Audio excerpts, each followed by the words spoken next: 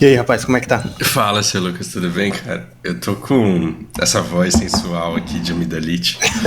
Muito bom. Aí a neném, ela começou a ir na escola e eu já tava preparado, cara. A criança começa a ir na escola, volta com um monte de bicho que não tinha antes, né? E aí no médico ele falou, não, vocês podem ficar tranquilos que esse monte de afta aqui a gente só pega quando é bebezinho mesmo. E vocês já pegaram quando vocês eram criança e tá tudo bem. E eu tô cheio de afta assim no fundo da garganta. Então eu descobri que eu sou um bebezinho também. Muito frágil. Vamos lá. Cara, tanta coisa pra te perguntar. Eu deixei aqui o assunto que eu te convidei pra falar, que era basicamente Cuba, e queria te escutar sobre Venezuela, a Rota da Seda. E eu te cortei no momento em que eu tava te perguntando sobre o comportamento da Ucrânia e tudo mais, e você falou, eu não conheço o histórico militar deles, eu teria que estudar isso, e aí eu te corto num ponto que eu acho que seria muito interessante eu ter deixado você continuar, porque eu acho que você falaria assim, o quanto o histórico de uma nação é importante para prever o comportamento que ele pode vir a ter sobre determinadas circunstâncias. Eu queria discutir falando sobre isso também. Mas primeiro, o que aconteceu nessas 2 semanas? Porque tinha muita coisa intensa acontecendo e a gente sempre achou que ia ser uma coisa muito... Quer dizer, muita gente achou que ia ser uma coisa muito rápida. E qual que é a sua percepção aí dessas 2 últimas semanas? Que foi da última vez que a gente se falou, né? Aconteceu muita coisa. Quem pensa que deu uma diminuída porque a mídia tá falando menos no assunto, não é tá sabendo o verdade. que tá acontecendo. É porque o assunto deu uma esfriada, porque o povo cansa também. É um assunto muito distante do brasileiro médio, então eles voltam a querer saber mais de Big Brother, de novela e mais seguir a vida, já que não mudou nada pro Brasil, assim, que a gente esteja vendo, né? Mas aconteceu muita coisa que me deixou até assustado, bastante preocupado. Eu não sei se você viu os contatos que tiveram entre as pessoas filmando as tropas russas chegando. Teve um helicóptero russo abatido também, com uma mensagem esquisita escrita no helicóptero. Você chegou a ouvir alguma coisa disso não. a respeito, não? Me conta, por Então, favor. tinham alguns tanques usando a bandeira da União Soviética, ou seja, já passando a ideia que eles não vão parar por ali, ou que eles não querem. E o helicóptero russo que foi abatido estava escrito até Berlim. Caraca. Ou seja, então... E outras coisas também, coisa que a própria mídia ocidental tem feito com o Putin, me deixou muito assustado com o que pode acontecer também. Ele resolveu escalar o conflito interno também, ele começou a lutar na outra frente, que a gente falou. O discurso oficial dele, ele falou em expurgo dos bastardos, traidores da nação, esse tipo de coisa, falou em higienizar a sociedade. E todo mundo se desentende assim com a pessoa que mora. É normal, mas quando a briga vira outra coisa, quando os vizinhos começam a escutar os palavrões, aí é normal que alguém chame a polícia, né? Quando começa a quebrar coisa dentro de casa. Nos Estados é a mesma coisa. Pode estar um quebra-pau aqui no Brasil, só quando a gente tem que se preocupar de verdade quando a mídia internacional começa a falar. Esse é o termômetro. Então, já que esse tipo de notícia chegou para fora, tá dando para ouvir o barulho que tá acontecendo dentro da Rússia. Então, os números que chegarem até a gente são muito diferentes do que acontece de verdade, né? Porque a fonte de mídia é uma só, praticamente. Você acha que o caldo tá engrossando? Tipo, as medidas elas são mais severas contra o pessoal que é preso em protesto, assim? É isso, a gente não tem essa informação, eu acho que é o tipo de coisa que a gente só vai saber quando acabar. A gente só vai saber o que as pessoas da Rússia estão passando de verdade, as que foram presas, quando acabar. Ou se daqui a um tempo Porque já começou a sair gente da Rússia, assustada e querendo continuar a vida em outro lugar. Se essas pessoas que estão saindo começarem a dar depoimentos que foram presas e foram soltas, aí é pelo menos um bom sinal, né? Mas não vi nada desse tipo ainda. Não teve ninguém tá preso, desse jeito até agora, sim. Cara, é assustador, porque, por exemplo, eu continuo lá com as minhas aulas de russo 2 vezes por semana, e o Alex, assim, o que ele tinha pra me falar, ele falou, eu não vou me meter nisso, eu tenho filho. Se eu não tivesse família, eu protestaria por não ter nada a perder, mas eu não vou sacrificar a minha família, sendo que tem muita gente pra lutar por isso antes de mim. E eu não julgo, cara. Eu não julgo, cara. Tipo, ele fala de uma forma em que eu acredito que pra mim é verdade que se ele fosse solteiro, sem filhos, ele protestaria assim como eu também. Mas aí quando eu me coloco numa situação que o fato de eu protestar pode me levar preso e pode arruinar a vida da Lana, por exemplo, aí eu já não iria. Então eu entendo, porque me colocando no lugar dele, eu entendo perfeitamente o que ele quer dizer. Muito certo. Principalmente quando você tem essa mente de pai, desculpa te interromper, a gente coloca nossas atitudes, a gente pensa muito bem nas consequências das nossas atitudes para quem depende da gente. Então, eu solteiro com certeza, do jeito que eu tô, com certeza eu ia pra rua. Mas, porque se o Putin cai e o sistema dele cai junto, é uma coisa. Agora, se o Putin cai e alguém entrar no lugar dele e eu tô com uma pena de 15 anos para cumprir, eu só vou sair quando a Lana tiver 18 anos. E até lá eu vou ficar incomunicável, porque... E o pior, eu vou ficar esses 15 anos lá dentro com uma conversa que afrouxamos a lei para que a pena ela possa ser mais severa, e eu não sei o quão mais severa isso pode ser.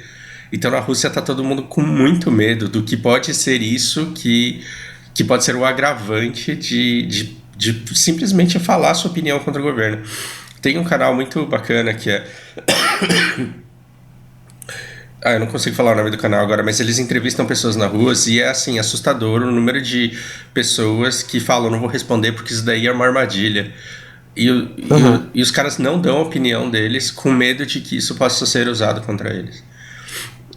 E aí, o Alex, ele tá no limbo, cara. Ele não... Embora ele assista o jornal de fora da Rússia e tenha acesso em inglês, assim, ele tem pouquíssima informação do que de fato acontece e pouquíssima esperança de que ele possa intervir ou fazer alguma coisa em relação a isso.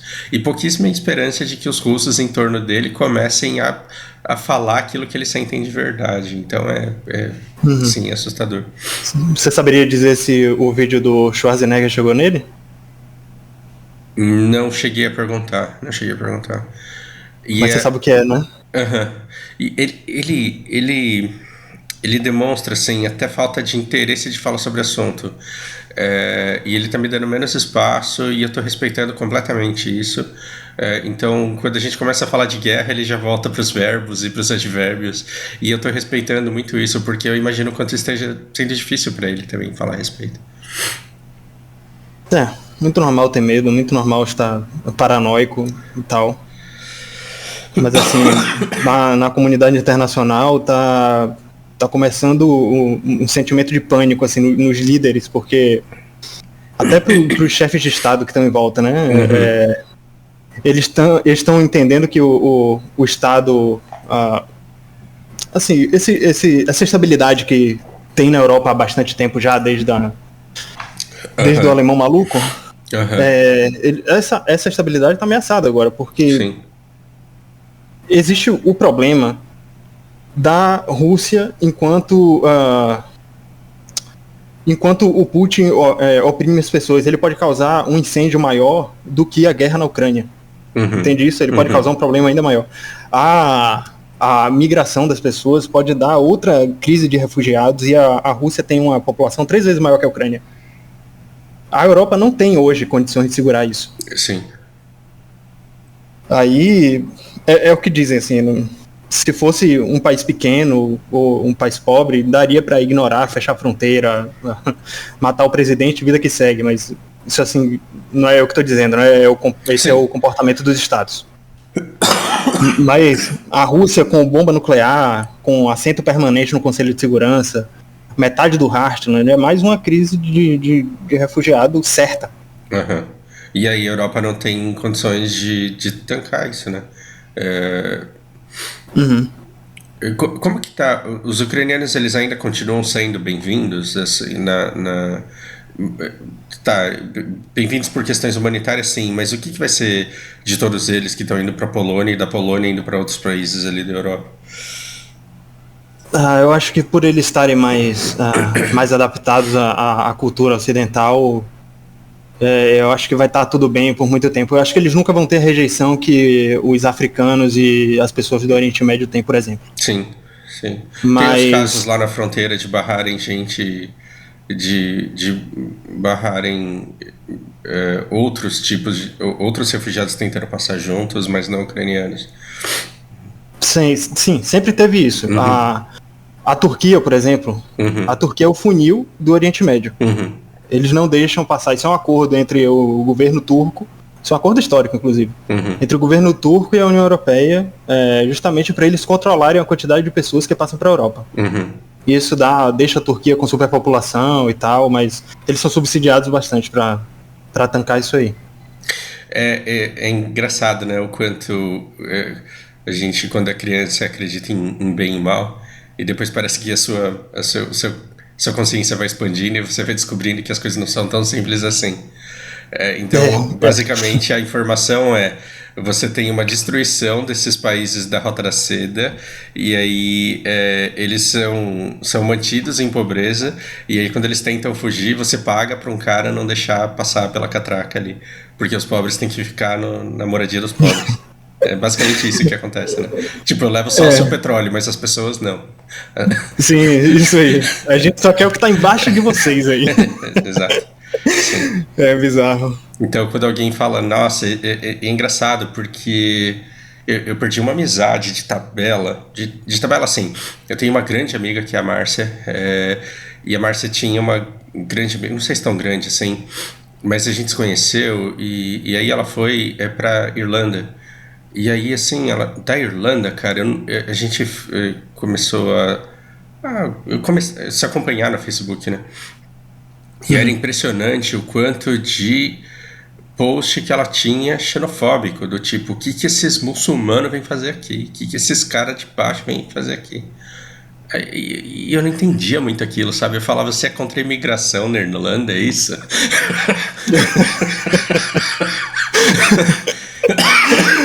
Pois é, pois é. E foram raras as vezes em que eu me meti em treta por real indignação. Geralmente eu entro pra trollar, pra provocar, pra fazer aquela. Pra me divertir. Mas assim, eu realmente perdi a linha, cara. Eu falei, eu não acredito que eu tô lendo um negócio desse, mas ok.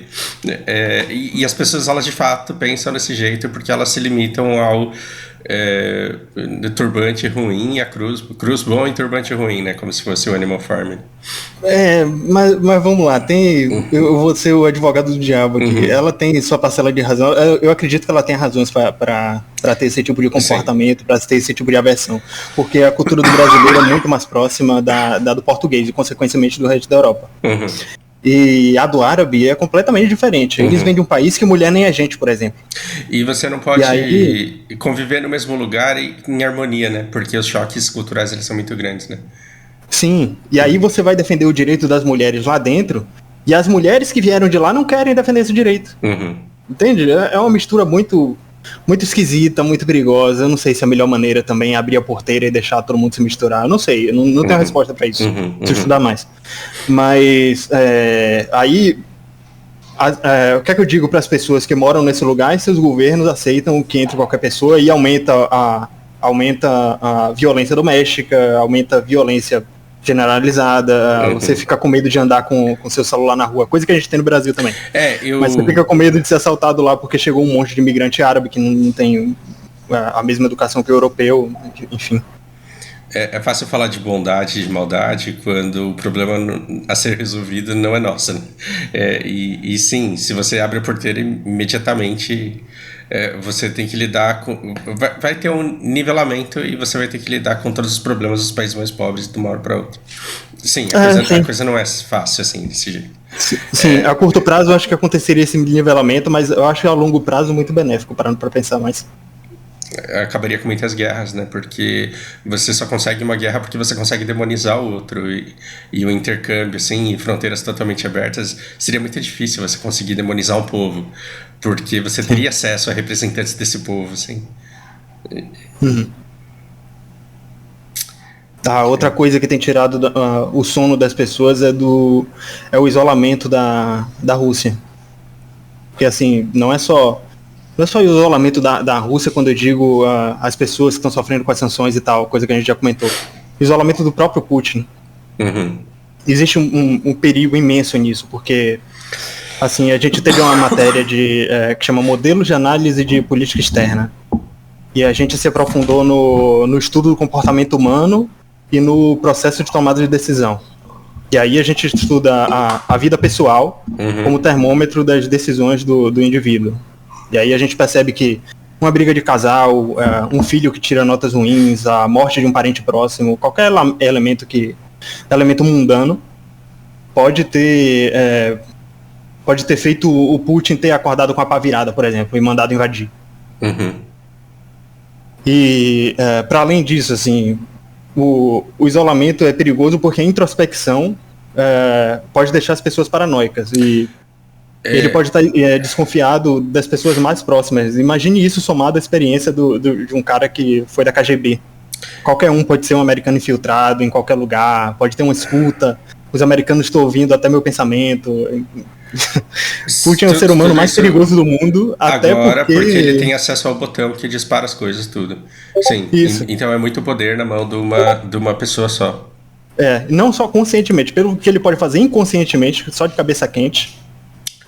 Como se não bastasse, o governo russo ainda está censurando tudo que vem do Ocidente e até o povo russo que ousa pensar diferente.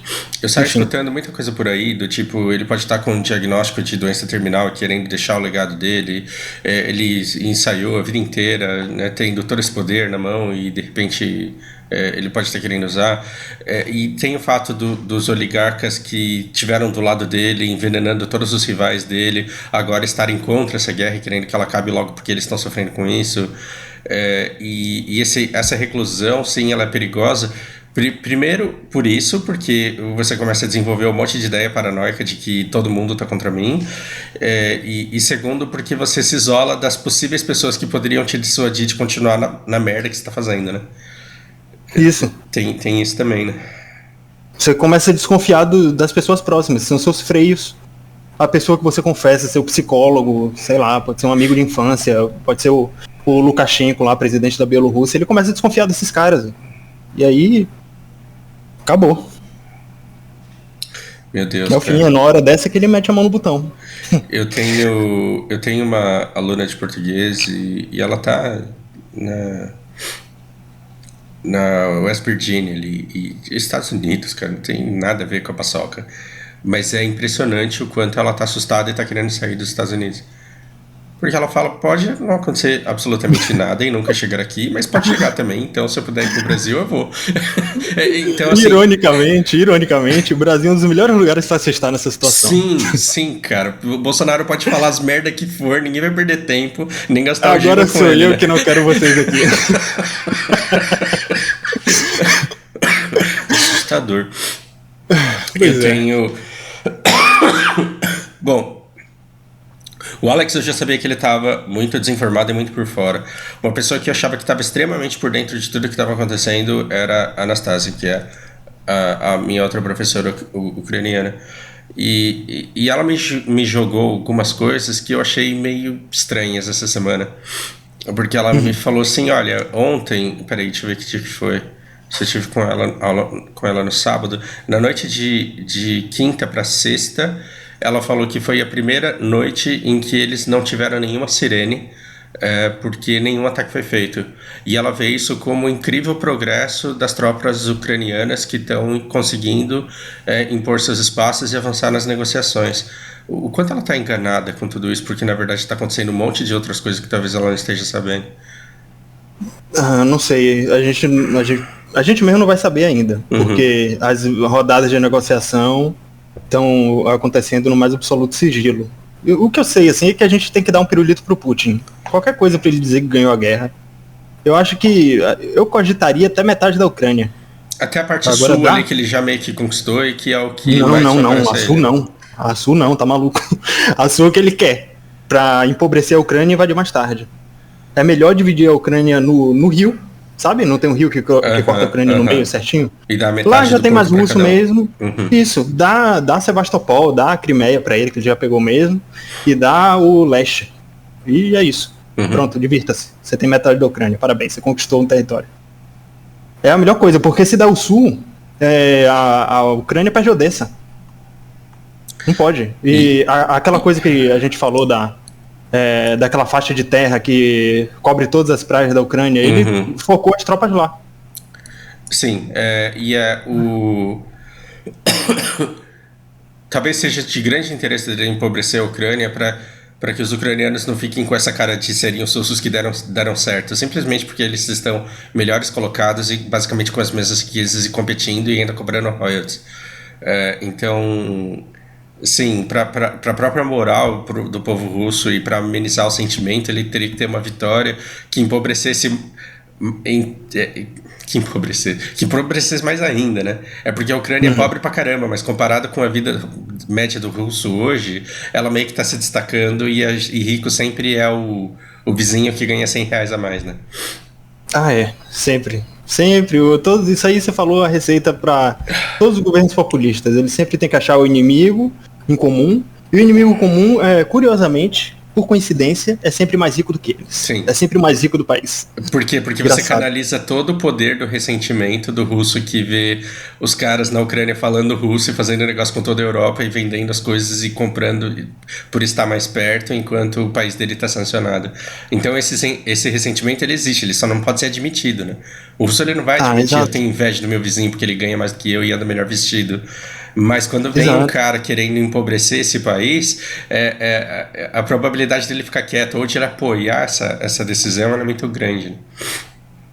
Exato. Por isso que os judeus foram tão perseguidos também. Sim. Porque eles têm uma educação financeira literalmente religiosa. Sim. Então, sempre que um país está em crise, o judeu está menos em crise. Todo mundo vira pro lado dele. O antissemitismo não era só alemão, não. Era Sim. todo mundo, só que ninguém admite hoje. Vão dizer que é só Alemanha, mas todo mundo era. Onde os judeus vão, eles enriquecem. Um movimento muito parecido estava acontecendo em algumas cidades brasileiras que os chineses eles começavam a abrir pastelaria e de repente eles eram donos de todas as pastelarias porque eles se ajudavam e de repente eram donos de todo o comércio. E aí você fala, não, que porra é essa? Agora, quanto mais pobre você fica, mais você fala, por que você está aqui, não na sua terra, né? Aí a gente vira o americano do South Park falando, roubaram meu emprego. Exatamente. Bom, muita água vai rolar, tomara que as coisas não piorem. A gente ainda continua nesse consenso de que uma guerra nuclear não interessa a ninguém. Podemos continuar com isso ou o medo do que o Putin pode fazer ele tá maior? E se esse medo estiver maior, será que ele não vai ser parado? É isso, minha esperança é que tenha gente perto do botão e perto dele. E com essa consciência. Merda, né? Exato. Isso. Alguém tem que segurar ele, velho. Não sei como. O cara é agente da KGB, mas alguém tem que conseguir. Porque não é possível. Você chegou a ver o site que eu te mandei? Cara, então, meu nível de russo ele tá muito baixo ainda. Então eu não tenho condições de entender aquele vídeo lá. Eu tentei. Mas, tudo bem. Mas falta muito pra chegar naquele nível. Tudo bem. Eu abri aqui um teclado de russo e joguei no Google Translate as mensagens que aparecem no vídeo. Você chegou a ver o que é, né? Então, eles vendem aquele grupo como se fosse uma colônia de férias. Eu falei de grupos de mercenários, eu acho que no primeiro vídeo, acho que o inscrito até identificou a Legião Estrangeira da França lá. Então, funciona assim. Um grupo de militares, ou de ex-militares, normalmente são fundados por ex-militares, ou seja, eles são independentes e são da iniciativa privada. Eles aceitam fazer serviço para instituições públicas e privadas. A francesa para a convocação, a proposta deles é dar cidadania para cidadania francesa e você executa o serviço sujo que a França faz fora do país. Só que a França admite, a gente tem esse exército mesmo e dane, a gente tem. Por isso, inclusive, é uma preocupação, tá? A Guiana Francesa que tá aqui, quando a água tiver em escassez, é pra cá que eles vão mandar, tá? Caramba. A Legião Estrangeira. Pra avisar, pra botar essa sementinha aí na cabeça do pessoal até 2030. E o russo, oficialmente, na Constituição russa, diz que não pode ter grupo de mercenário, não pode ter força além do exército russo. Só que o grupo Wagner, o domínio do site dos caras é russo, eles oferecem a cidadania russa para os convocados, eles recrutam gente do Oriente Médio, inclusive, e Wagner, o nome Wagner, por causa de um compositor que era o favorito do Führer, do Hitler. O dono do grupo, o fundador do grupo, tem 2 tatuagens no pescoço da SS, da Polícia Pessoal do Hitler. Então esse papo de estamos entrando na Ucrânia para livrar do nazismo já foi para água abaixo. Já foi pro saco, porque esses caras foram os primeiros a entrar na Crimeia. E eles estão lá até agora. Aí, do que eu anotei lá, do que eu traduzi, eles vendem essa parada como se fosse uma colônia de férias. Teste sua sorte, visite atrações do mundo, viaje com amigos, aprenda novos idiomas, olha só que legal. Que bacana. Pois é. Faça novos amigos, visite parentes de lugares distantes. E olha só como essa última linha é importante. Tenha contato com o mar.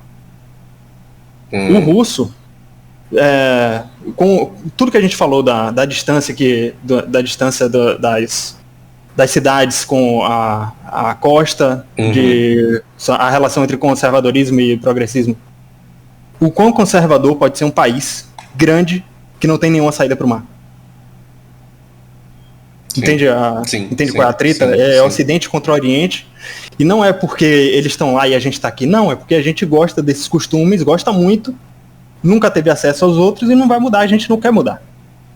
Aí eles só vão começar a mudar inconscientemente agora que eles conseguiram a Crimeia para eles.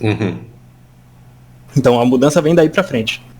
Então eles vendem isso para perpetuar o sentimento nacionalista russo e de outros lugares que eles recrutam, justamente pelo conservadorismo, pela moral e os bons costumes russos.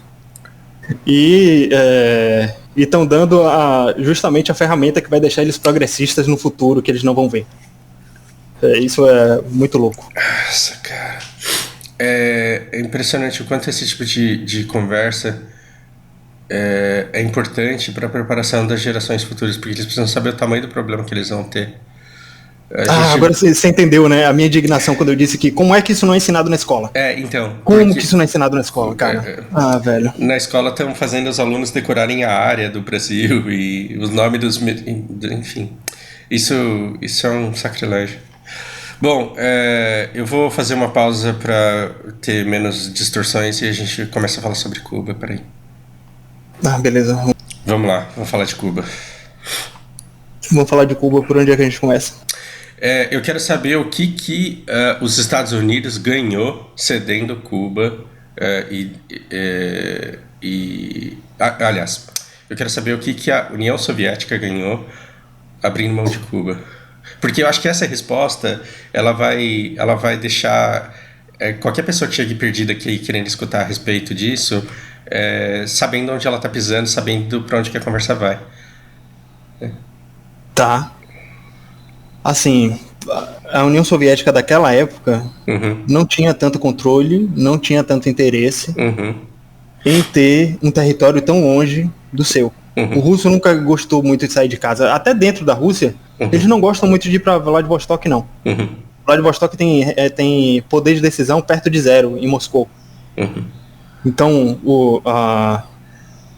já parte daí. Eles não tiveram muito interesse por causa disso. Eu estou mostrando o mapa aqui e uma coisa interessante que você coloca no nosso último vídeo é que é muito, entre aspas, fácil você aniquilar a Rússia, porque ela tem 3 grandes centros populacionais, né?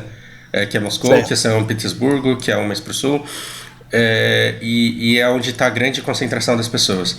Então você tem um Ah, país que tem pouco acesso para o mar, que está muito concentrado nessas pequenas áreas, que tem muito lugar deserto. É claro que os caras não têm hábito de viajar do jeito que um brasileiro, um chileno, um japonês, por exemplo, tem. sim. Então ele já tem essa preguiça de sair. Mas então, o que eles estavam... que amizade era essa que eles estavam fazendo? Tá, e pra responder isso a gente precisa recuar um pouquinho.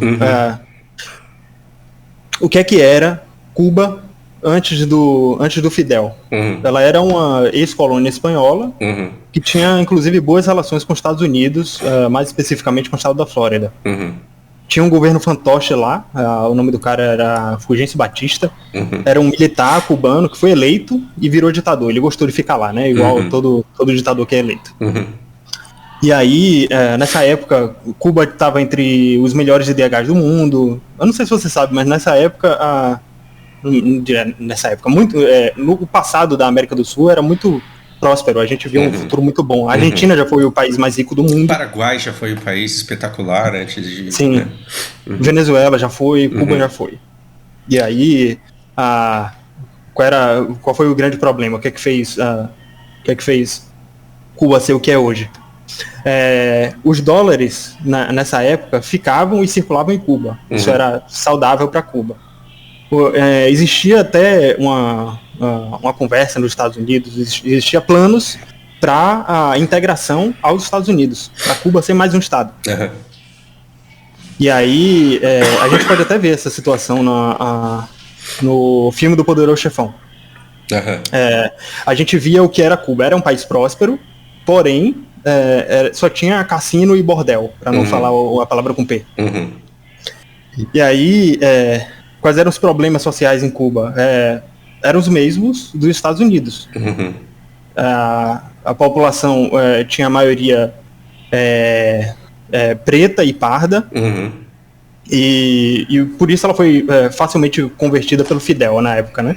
Porque assim, a gente precisa falar da Constituição Americana e de regras não escritas.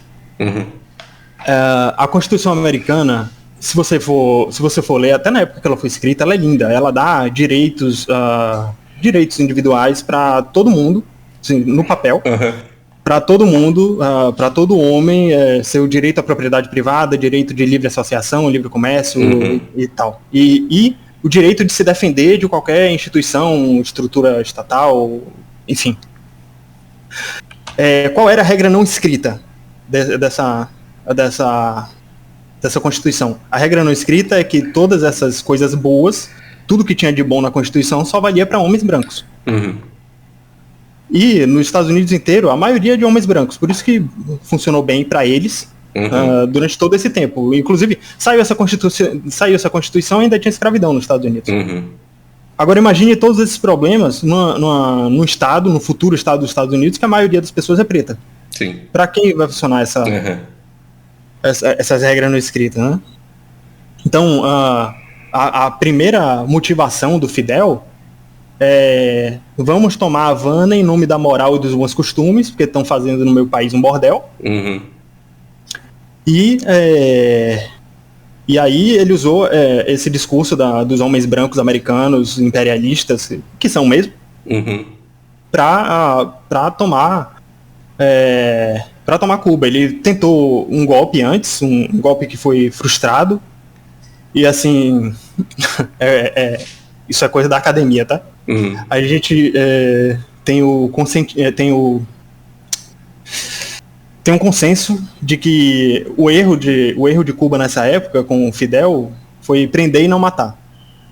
Porque assim, Hitler e o próprio Hugo Chávez na Venezuela fez a mesma coisa, tentou um golpe, e aí assim, a motivação do cara, a intenção do cara é tirar você do poder, é acabar com o Estado. Ele não vai parar se você prender e soltar depois.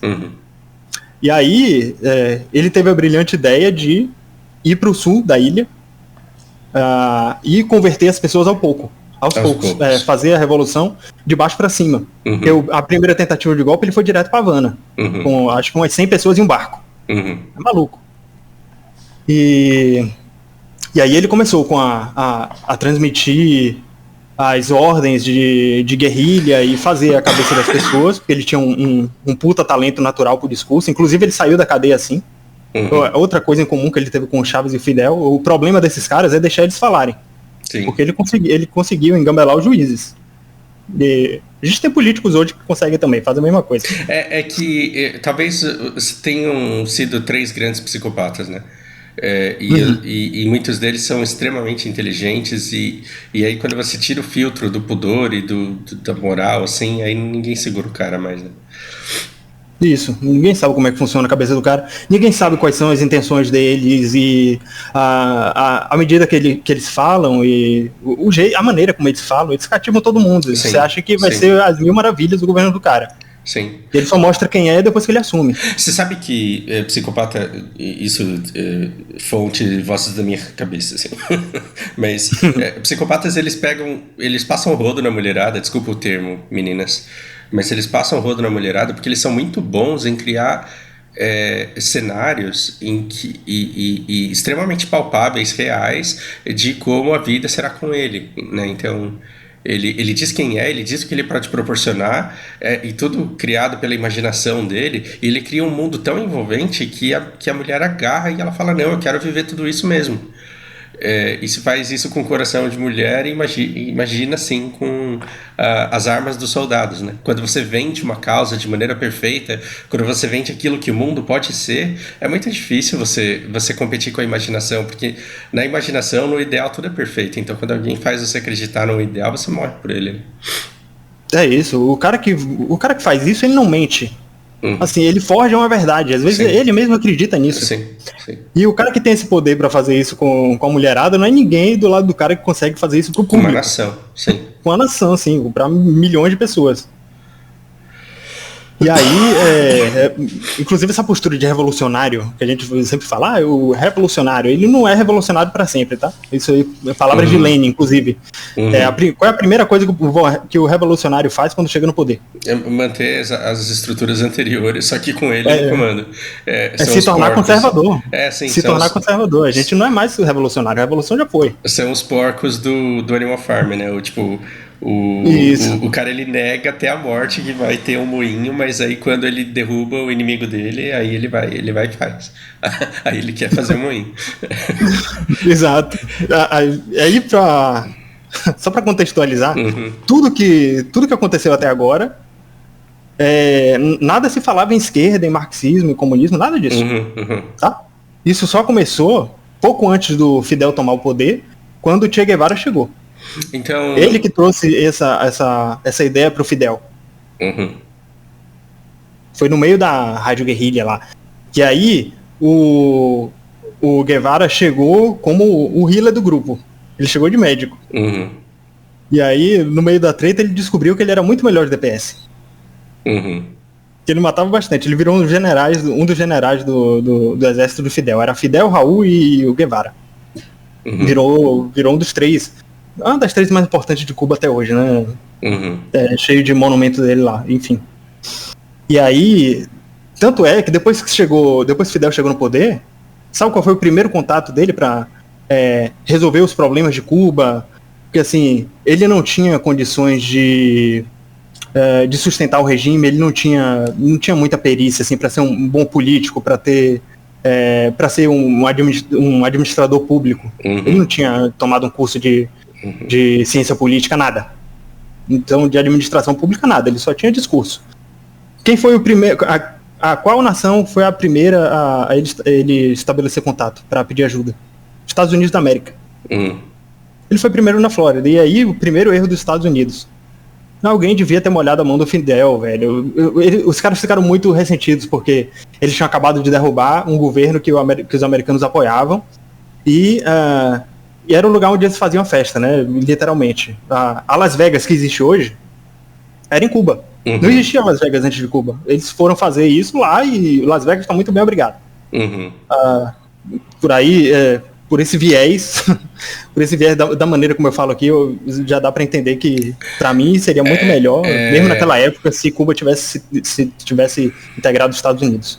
Então, assim, pro pessoal que tá está começando a entender como o mundo funciona, agora para os jovens gafanhotos seguidores do canal. Resumindo essa história até aqui, Cuba tinha um governo fantoche, e esse governo fantoche era para que os Estados Unidos tivessem poder e pudesse fazer de lá um bordel e um cassino. Tomado o poder por parte dos cubanos, seria muito mais interessante que os Estados Unidos simplesmente assumissem essa autoridade, dando dinheiro para o cara, para eles poderem continuar usando o país exatamente da maneira que usava antes, mas não o fizeram. Até aqui, o que a gente tem? A gente tem disputa por poder, esses vácuos de poder que se criam que todo mundo quer ocupar. O que isso tem a ver com ideologia de esquerda e de direita? Porque, basicamente, o que eu quero com essa conversa aqui é vacinar o pessoal nas eleições que estão para chegar, que se você votar em candidato tal, você vira Cuba, vira Venezuela, porque os países eles são assim, porque as pessoas elas são de um lado ou de outro. O que é uma conversa completamente insana e ridícula. E assim, se você um dia acreditou nisso, você deveria se sentir muito otário. Mas tudo bem, porque você foi enganado e você não tinha armas para se defender. Mas que você não seja enganado de novo por essa conversa. Porque aí é feio, né? Você ser enganado pós-impeachment, quando a gente estava perdendo aquele monte de coisa, com aquele monte de desinformação na internet, e você sendo exposto àquilo pela primeira vez na sua vida, tudo bem ser enganado. Agora, se você for enganado nas eleições de 2022, aí você vai ser muito otário. E a gente está aqui tentando te ajudar para você não ser tão otário assim. Desculpa a minha arrogância e a minha prepotência, porque não quero falar de cima para baixo, mas a gente precisa passar esse conhecimento para a nação inteira. Para pelo menos melhorar minimamente essa conversa ridícula, porque que só acontece porque é o que funciona, né? Que é o que dá volta. Né? É isso. E, infelizmente os caras têm o poder de persuasão dos psicopatas, e são eles que têm o canhão da comunicação na mão. São eles que têm a própria Rede Globo, que recebeu mais dinheiro ainda. Bolsonaro vai acabar com a mamata. Ele foi o que mais financiou a Rede Globo. Sim. Nesses últimos 4 anos. Financiou mais que o PT, tá? Embora atacando-a publicamente o tempo inteiro. Sim, pra quem gosta do... Sim, exatamente. O bolso do dono da Rede Globo tá muito cheio. Sim. Ele tá super satisfeito com o Bolsonaro xingando ele. Ele tá dormindo muito tranquilo.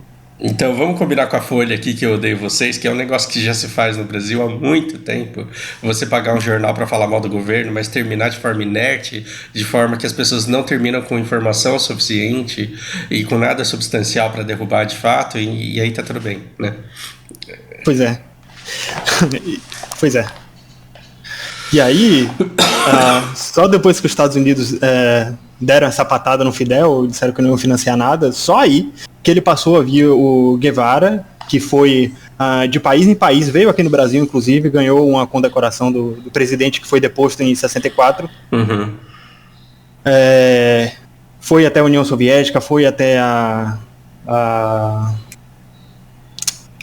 foi até a Europa também, fez alguns discursos na França. E aí, se você procurar os discursos que o Guevara fazia naquela época, inclusive me revolta um pouco, tá? As pessoas usando camisa do Guevara hoje, por mais bem intencionadas que elas estejam, se tivesse escutado 0,5% do discurso do Guevara naquela época, nossa senhora.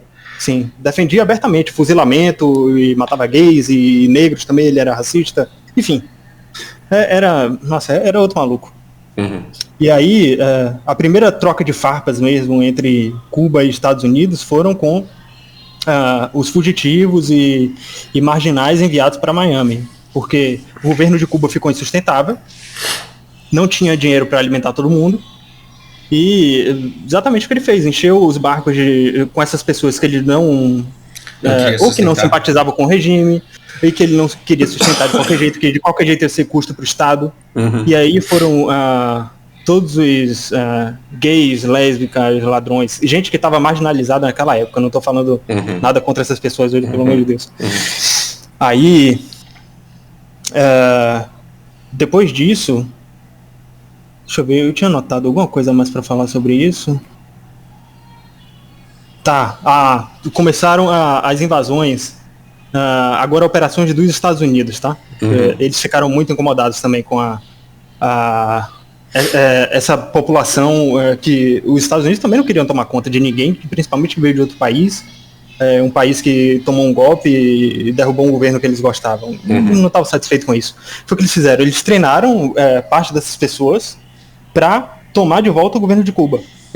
E aí foi uma das primeiras operações da CIA que foi desastrosa. Assim, eu acho que os Estados Unidos nunca quiseram de fato tomar a ilha de Cuba. Nunca mais. Eles nunca fizeram nenhum esforço do que a gente sabe que os Estados Unidos poderiam ter feito, né, ao longo desses anos.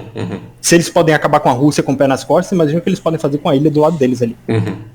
A questão é que seria um desastre, outra tragédia humanitária, e acontecendo no quintal deles, né? Isso não é o exemplo que os Estados Unidos querem passar para o mundo. Porque se tem uma coisa boa... É a narrativa. Se tem uma coisa boa nos Estados Unidos, é a narrativa. Eles não têm bolas para ser hipócrita no nível do Putin. Pelo menos nenhum presidente nunca teve. Agora, se você ataca a Cuba, você deixa ressentimento por toda a América Central. Né? Então, de tabela, você... El Salvador, Nicarágua, Guatemala, nunca mais você pode contar com absolutamente nada desses lugares. Sim, você deixa o México morrendo de medo. Sim. Qualquer político que pise um pouquinho na esquerda no México já vai... Então, vai levantar os cabelos. Tá vendo? Vocês estão vendo como a coisa... Então eu tô falando com vocês que estão acompanhando. Tá vendo como a coisa ela nunca é maniqueísta? Maniqueísta é assim, bem mal. É o lado bom e o lado ruim. Não é o lado certo e o lado errado. Porque, assim, vamos falar, os Estados Unidos não presta porque fez mal para Cuba. Agora, imagina você morando em Miami, morando nesse lugar lindo que é a Flórida. Você ia querer que, de repente, assim, chegasse um navio e despejasse na sua praia todo o Carandiru da Cuba? Você assistiu, muito provavelmente você assistiu o filme Carandiru já, que foi de um presídio que existiu. Então, imagina exportação de penitenciários de fora da lei, de fugitivos políticos. Você não quer isso, imigração sempre foi um problema. E você não quer gerar, principalmente, um precedente para isso. Imagina gerações de cubanos em Miami trazendo seus parentes, trazendo o vovô, trazendo a vovó, porque agora arrumou um emprego, porque agora é dono de um negócio. Não é o tipo de coisa que se queria ali.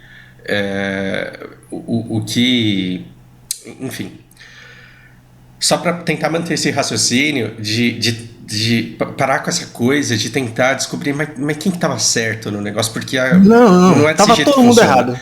Sim, Cuba estava errado, numa guerra tá todo mundo errado, né? Isso. Quem estava menos errado ali foram os gays que estavam no navio perdidos, que não eram ladrões e que não eram bem-vindos num país nem no outro. Fica aí na praia, nada, não quero saber. E aí, só com política pública dos americanos, que resolveram acolher as pessoas de Cuba mais pra frente, né? Mas aí precisou de anos e reformas no sistema político e tal. E aí, daí pra frente, começaram as operações de tentativa de assassinato do Fidel. Eu posso falar uma coisa que eu sempre tive vontade de falar no canal e que eu tenho medo, e pelo menos se você me baliza aí um pouco.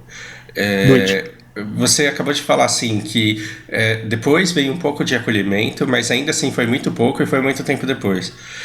Vamos falar sobre a importância desse acolhimento?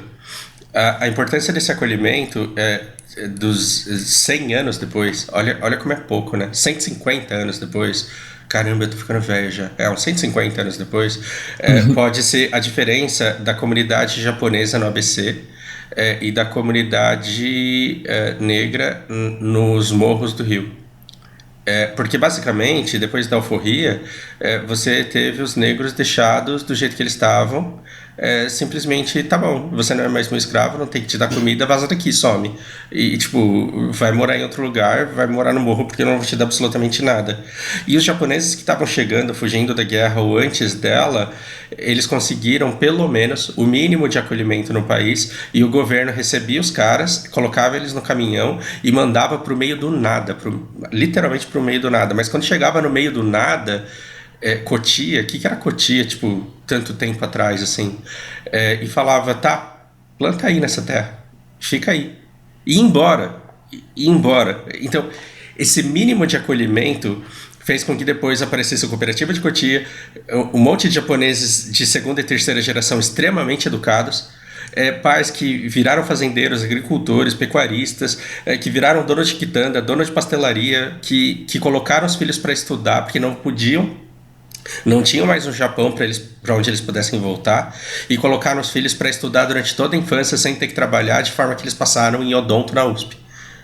Então, quando a gente fala desse acolhimento, a gente está falando de uma coisa mínima, mas que ao longo de gerações pode ser toda essa diferença. Então, aí o preconceito no país cresce ao ponto de você falar, tá vendo? O japonês é esforçado, o japonês é inteligente, não é esses vagabundos que tá no morro até hoje. Só que se você tivesse feito o contrário, se você tivesse pegado os alforriados, levado eles lá pra Kuti e falado assim, fica aí, vocês, e pegasse os japoneses deixado no Rio e falasse assim, você não vem pra perto da praia, não entra nesse restaurante, não vem procurar emprego porque eu não contrato gente da sua cor, vai pra lá. Se você tivesse feito exatamente a mesma coisa, você teria os estereótipos invertidos exatamente da mesma forma. Tô falando muita besteira? Me corrige, assim, onde você vê que eu falei é isso merda. mesmo. E tem outras grandes diferenças também, até culturais, porque japoneses chegaram aqui, eram pessoas comuns. Uhum. Eram médicos, engenheiros, pessoas comuns que estavam vivendo suas vidas e se depararam com as suas cidades explodindo. E aí vão fugir porque é o certo a se fazer. E os negros aqui no Brasil foram só deixados aí, deixados em paz. Até deixar as pessoas em paz pode ser complicado. E os caras não tinham um mínimo de educação, eles não tiveram acesso a nada. Eles tiveram acesso a trabalhar muito e não receber nada. Era essa a instrução que eles tinham. Ou seja, antes não só foi o tratamento que foi dado, mas os japoneses eles vinham de uma cultura que não foi tirada deles, né? Você nunca proibiu o japonês de falar japonês, nunca tirou o passado dele. Agora, quando você tirou os negros africanos, você extinguiu completamente as raízes que ele tinha, porque você proibiu ele de falar o idioma. Ele nunca teve acesso à história do país dele, e ele foi sempre educado como mercadoria desde o nascimento. Então, hoje, o brasileiro ele diz assim, nossa, mas eu gosto tanto de vocês japoneses, que vocês têm uma cultura tão rica, mas o negro ele não tem porque ele não quer ou porque ele é inferior, é porque foi tomado dele, apagado. E poderia ter sido feito ao contrário, você podia ter tirado um cara do Sudão, trazido ele para cá respeitando todas as crenças, trazido o idioma dele, todas as divindades, todos os hábitos, todos os costumes. Se tem festa tradicional japonesa, poderia ter uma festa tradicional sudanesa também, mas você proibiu que isso acontecesse. Se você tivesse feito exatamente a mesma coisa com o japonês, eu não saberia nada de história do Japão. Sim. Então, pois é. Então, quando a gente fala assim, não tem essa de compensação histórica, não é chegar e dar o seu emprego pro cara, mas é entender que, sim, existe uma situação de desigualdade aqui que a gente tem que tentar aos poucos diminuir, né? Enfim. Por mais que você não queira fazer nada, você vai ter que conviver com essas pessoas. Alguma coisa você vai ter que fazer. Sim, sim. E se você meio que isso tem nome. Isso tem nome e o nome disso é genocídio também. Genocídio não é só matar as pessoas e eliminar elas da face da terra. Também é você acabar com a cultura. Uhum. Você destruir a existência cultural do povo. Dele esquecer suas raízes, esquece tudo que você sabe, a língua que você sabe, a religião que você tem. As coisas que você sabe cozinhar, as roupas que você veste, esquece. Isso é genocídio também. Sim. E é isso que o Putin sugeriu e não vai conseguir fazer na Ucrânia, porque não tem por onde conseguir fazer Tomara. isso. Pois é. Ok. Tá, e aí, seguindo, né? Eu vou dar uma rochada pra gente chegar nos dias de hoje. Desculpa que eu me empolgo. Tudo bem, tá ótimo. Tentativa de assassinato do Fidel, coisas podres dos Estados Unidos, né? Que eu até mencionei que ia falar disso. Os Estados Unidos não fizeram besteira só no Oriente Médio, não, tá? Já tentaram matar muito presidente por aí. Eles têm um caso de sequestro do presidente do Panamá. Eles desceram de helicóptero na presidência da República do Panamá e sequestraram o presidente pra fazer sei lá o que. Eu não lembro dos desfechos da história. Eu sei que a CIA já aprontou essa. As questões das... Ficaria surpreso se fosse pelo canal deles ou por alguma coisa parecida. Vai saber. Aqui na América Latina também, todas as ditaduras que aconteceram nas décadas de 50, 60 e 70 aqui na América do Sul foram todas direcionadas, instruídas pelos agentes da CIA infiltrados aqui. Isso não é coisa de comunista, gente que quer nada. Eu não sou nem de esquerda, para começo de conversa. Então, independente é coisa que eu aprendi na faculdade, são fatos, e o governo dos Estados Unidos hoje admite isso. Então, independente do time de futebol para quem você torça, nós temos uma pessoa que estuda relações internacionais e que diz que é fato que houve intervenção americana e financiamento do golpe militar e da ditadura que se estabeleceu, que era apoiada, que era suportada, financiada, porque havia interesse de que isso existisse. Não acredita em mim, não. Procura nos documentos da Casa Branca, do governo dos Estados Unidos, porque a cada 20 anos eles quebram o sigilo das operações feitas nos 20 anos anteriores. Então, tudo que aconteceu na América Latina já saiu tem tempo. Vocês podem pesquisar isso, a gente estudou vários casos desses na sala de aula, inclusive. Então, o que é importante que você saiba antes das eleições é que o que aconteceu de verdade não importa. É a mentira que eu vou contar para deixar você com raiva do outro, para você querer aniquilar o outro e votar em mim, para me dar poder. Então, se você se pegar com raiva de alguém nessas eleições, possivelmente da sua família, que mora junto com você, porque o cara quer o mal do país porque ele vai votar no outro, você é otário. Sim. Eu não ia falar nessas palavras, eu não falaria nessas palavras. Eu costumo dizer que os caras estão negociando o tempo todo, eles moram perto, eles moram todos em Brasília, nos mesmos condomínios fechados, os filhos deles são amigos, namorados, eles frequentam as casas uns dos outros, fazem festa com o dinheiro de vocês. E vocês estão aí brigando por eles. Sim. Brigando para manter eles lá. E eles começam a se atacar e a gente acha que a gente tem que defender o cara pro bem prevalecer. E é muita crença em protagonismo isso, né? Não é fácil desse jeito, infelizmente. Pois é, você tá aí destruindo sua família por causa disso e eles estão lá formando novas famílias ao custo da sua. Para no fim acabar com umas alianças do tipo Lula-Alckmin. É um bando de colegas de trabalho. Então você vê os caras no Congresso dando berro no outro que não presta. Acaba aquela cena, aquela fala do dia e é todo mundo colega.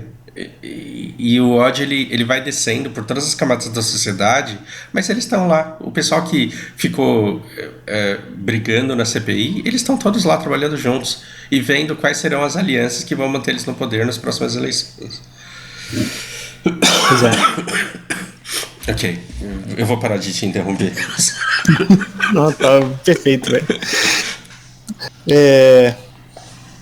Daí pra frente a gente teve começou a guerra de narrativa que a gente tem hoje, né? O Ocidente liberal, como se fosse a liberal no sentido do sentido da Revolução Francesa, né? Da palavra. Com os valores democráticos contra o Oriente com os valores retrógrados, autoritários, entre várias aspas. E aí a primeira tentativa de escalada do conflito foi a crise dos mísseis, foi a época mais aterrorizante, que foi a Guerra Fria. E tinha um medo semelhante ao que a gente tem hoje de algum maluco apertar um botão errado lá, perder a cabeça, apertar um botão e acabar com metade do mundo. A União Soviética usou Cuba para ameaçar os Estados Unidos, enquanto os Estados Unidos usava a Turquia e a Itália para ameaçar a União Soviética. Eu vou abrir no mapa aqui para mostrar a proximidade da Turquia, que é justamente a proximidade das ameaças também. É justamente o funil que impede a imigração em massa hoje para a Europa, né, do pessoal aqui de baixo. Então, você tinha a Turquia e a Itália, a Turquia ainda mais próximo, concentrando armamento americano que poderia ser possivelmente usado contra a União Soviética, enquanto a União Soviética começou a usar Cuba da mesma forma. Você pode ver que onde está Istambul, que é a antiga Constantinopla, a capital da Turquia, é um funil muito apertado. É o único lugar que dá para passar a pé, se eu não me engano. Acho que é isso. Acho que é isso.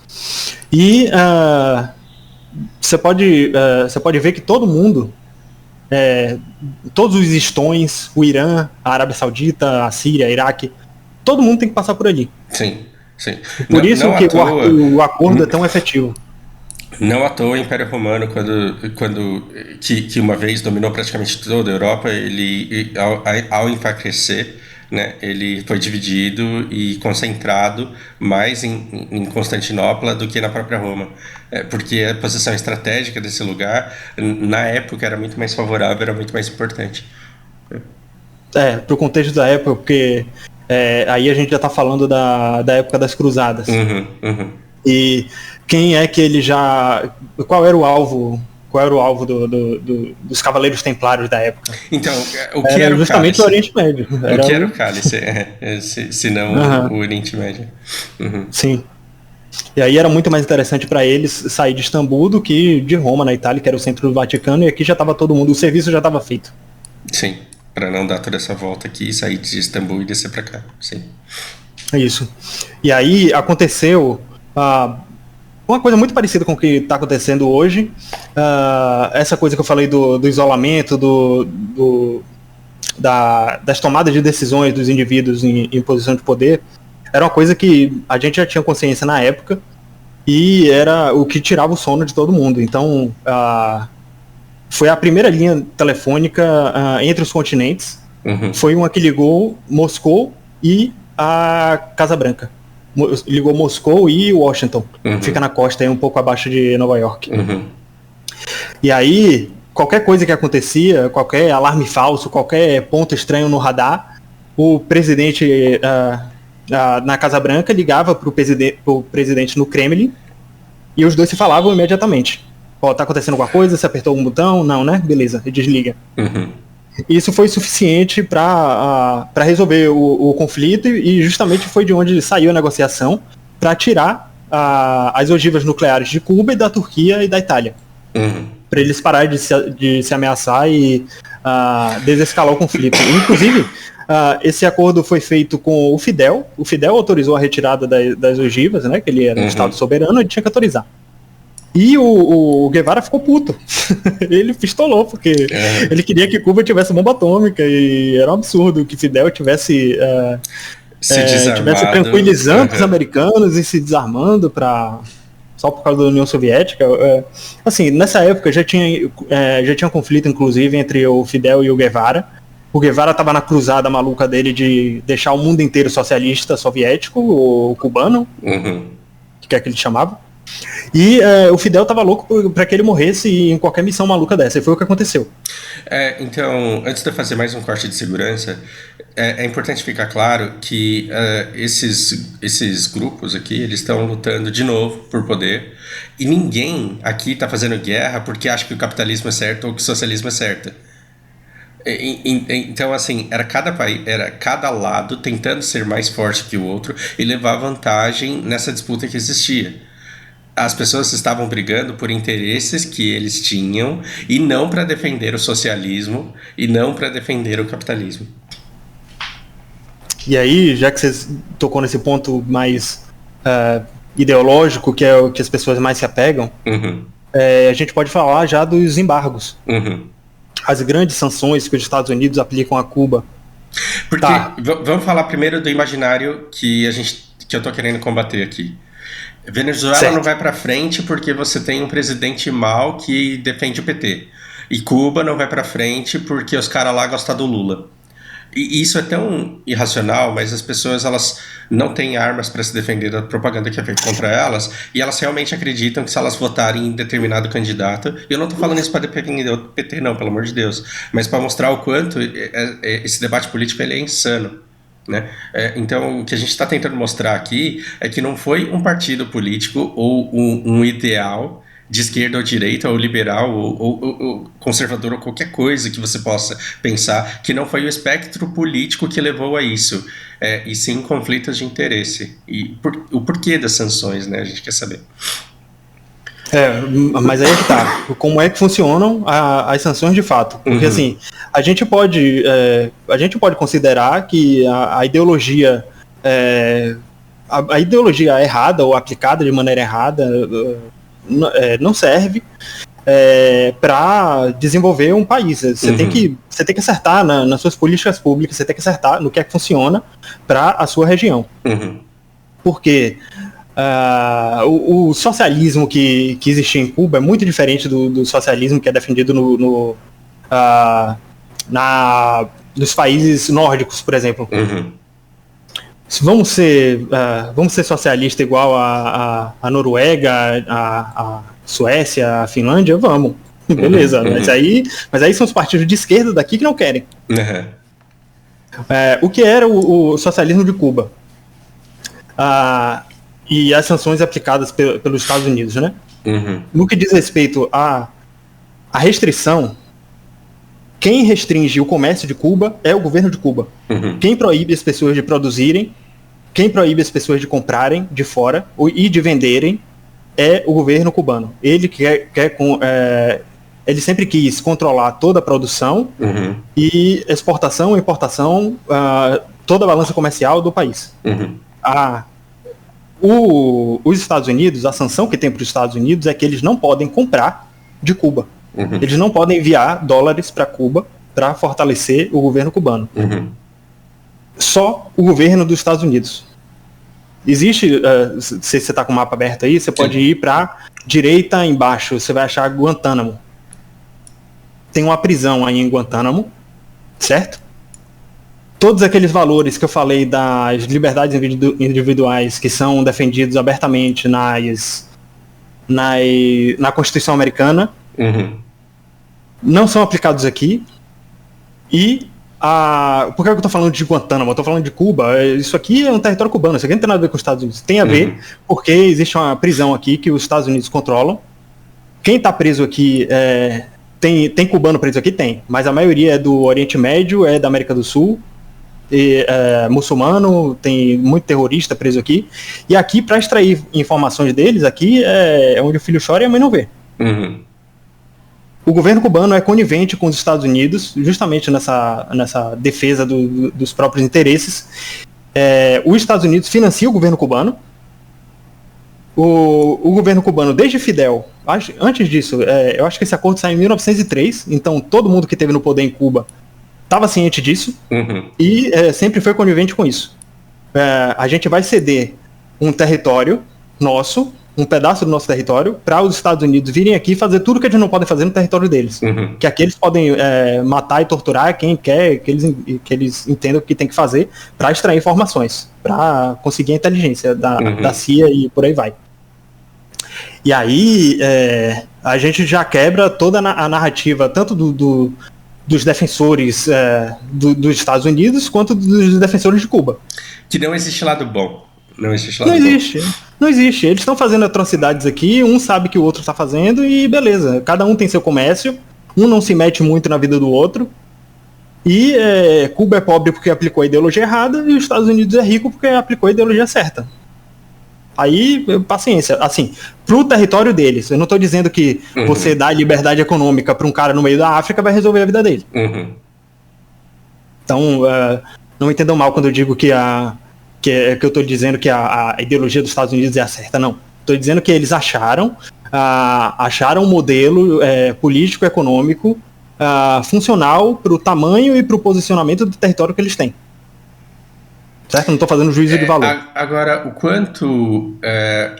quanto esses governos ruins, passíveis de sanção de Cuba, assim, o quanto essas sanções elas são justiça e não conveniência para os americanos?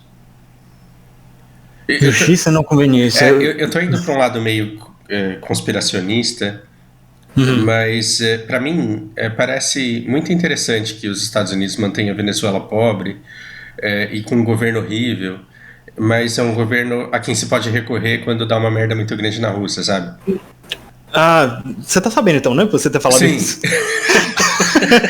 Sim. Ora bola, tá todo mundo agora em Caracas, todo mundo quer Caracas agora, nossa. Sim, então o que a gente tá rindo aqui é porque Venezuela sempre foi um monstro antidemocrático, não somos amigos, jamais seremos, porque os caras não acreditam na democracia, e aí fecha-se a torneira do petróleo da Rússia e de repente olharam pra Venezuela e falaram, Caracas! Olharam pra Venezuela e falaram, Caracas! São legais, vamos lá conversar. Tem petróleo ali, cara. Então, a Venezuela sabotou o seu próprio desenvolvimento da extração de petróleo porque não era interessante que ela fosse competitiva, não era interessante que ela vendesse barato, não era importante que ela inundasse o mercado de petróleo.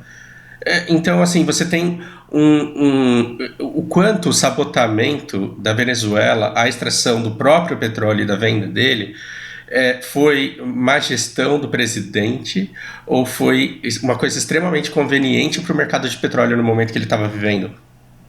E aí agora os Estados Unidos falam, de repente, quanto vocês estão precisando aí para abrir essas torneiras? Vamos abrir essas torneiras? E aí eu invisto e você me paga em óleo? Então, assim, de repente, Venezuela não é mais ruim. E aí a gente cai na rotina do bolsonarista, que é essa desgraça, que é ter um amigo, irmão do peito, camarada, e aí no outro dia tem que virar pra ele e falar que o cara é pedófilo, comunista, petista, defensor de bandido, porque basicamente é o que é o contrário, né? Os Estados Unidos tá olhando pra Venezuela e de repente percebendo que os caras são gente boa pra caralho, e os bolsonaristas olham pra Joyce Hasselman, Sérgio Moro, olham pra esse monte de gente e de repente no outro dia, de uma hora pra outra, você tem que mudar a chave e tem que achar o cara demoníaco desde sempre. Então, se você não percebeu até agora que você foi feito de otário, com essa desculpa e que na verdade são todos colegas, só que de vez em quando um precisa sacrificar o outro pra continuar, é porque tem alguma coisa muito errada na sua percepção de mundo, né? Tem disso também, mas assim, muito cuidado quando você fala que os Estados Unidos mantêm a Venezuela pobre. Pra mim, isso aí eu já vou expressando minha opinião, tá? Sim, por favor. Muito da culpa entre várias aspas, é da própria Venezuela. Não tô dizendo do cidadão venezuelano que mora lá e não quer saber de política, o cara que só quer estudar, viver a vida dele. Tô falando das pessoas eleitas que fazem políticas públicas, que aumentam o número de juízes, ministros do STF e indicam para ter maioria sempre e transformam o país numa ditadura. É culpa dessas pessoas, autoritários que chegam no poder e pegam um país próspero, que era para ser, ou que já foi há muito tempo a Venezuela, e aplicam as políticas públicas erradas, tipo assim, as piores possíveis para gerar riqueza, fechando o mercado, para proibir a produção, e deixam as instituições como se fossem literalmente sanguessugas da população. Então, socialismo, do jeito que socialismo, comunismo, esse viés marxista muito ideológico, de que o povo precisa deter os meios de produção e tal. Isso não deu certo em lugar nenhum. Nenhum poder centralizado conseguiu gerir, dizer o que é que todo mundo vai fazer, o quanto todo mundo vai produzir, vai dizer o preço das coisas. A gente só tem exemplos, e assim, minha opinião é muito baseada no que eu tô vendo, no histórico. Nenhum país que aplicou isso ficou rico. A gente tem país autoritário, que transformou o país em ditadura, e aí a gente pode ir para a Arábia Saudita. A Arábia Saudita, hoje, é um país muito livre economicamente. Beleza entre várias aspas, né? Mulher nem é gente lá. Porém, é uma sociedade muito próspera. Tem não diria que é tudo que é aquilo que o estado de bem-estar social que a gente quer, que todo mundo tenha, segurança, saúde, educação básica, lá tem, para todo mundo. Só não tem liberdade para mulher, e aí você tem que fazer essa escolha. Você quer um país autoritário, tem literalmente uma monarquia absolutista lá, e que faz, pelo menos das políticas econômicas, as mais bem-sucedidas da história do mundo. A China só conseguiu respirar em prosperidade dos anos 90 para cá porque começou a abrir o mercado. Sim. Quando o governo deu liberdade econômica, deu liberdade de escolha para as pessoas explorarem os seus próprios talentos, que é impossível o governo identificar, e mandar eles executarem na medida certa e vender, procurar mercado nas proporções certas. E isso não funcionou em lugar nenhum, gente. E é impressionante o quanto a China ela está fazendo essas empresas que, digamos, espontâneas, compensarem as perdas das empresas públicas, de forma que eles mesmos talvez não queiram voltar para o modelo das empresas públicas, porque eles têm que infinitamente financiar empresas que não geram riqueza. Né? Mas isso é conversa para uma outra série, porque é um negócio que não acaba, é uma matéria muito extensa. Basicamente, então, você está fazendo eu perceber que a coisa não é tão conspiracionista quanto eu acredito, porque assim, por ignorância, muito por lei associar muita coisa, eu tendo a achar que os Estados Unidos, não só ele interviu no passado, como ele intervém no presente. E eu acho que muitas das insanidades dos governos, elas têm a mão americana ali. É claro, isso é coisa da minha cabeça que eu não tenho como provar, mas os indícios disso são muito fortes, porque você tem muitos países na América Latina lutando contra o seu próprio desenvolvimento em benefício de um grupo muito pequeno de pessoas. E a minha cabeça conspiracionista ela vai no sentido de que, na verdade, todos eles podem estar fazendo o papel de player ali mesmo, de bom fantoche.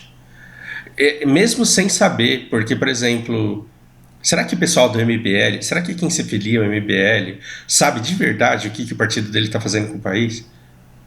Não sei se você consegue opinar em relação a isso, assim. Se você pode acabar com as minhas neuras em relação a isso. Eu não sei dizer. Assim, o que eu posso trazer aqui é aquela coisa que eu até já falei antes aqui, das dinâmicas de poder do mundo. Uhum. Eu falei que tem vários tipos, né? Mas eu não falei qual a mais eficiente.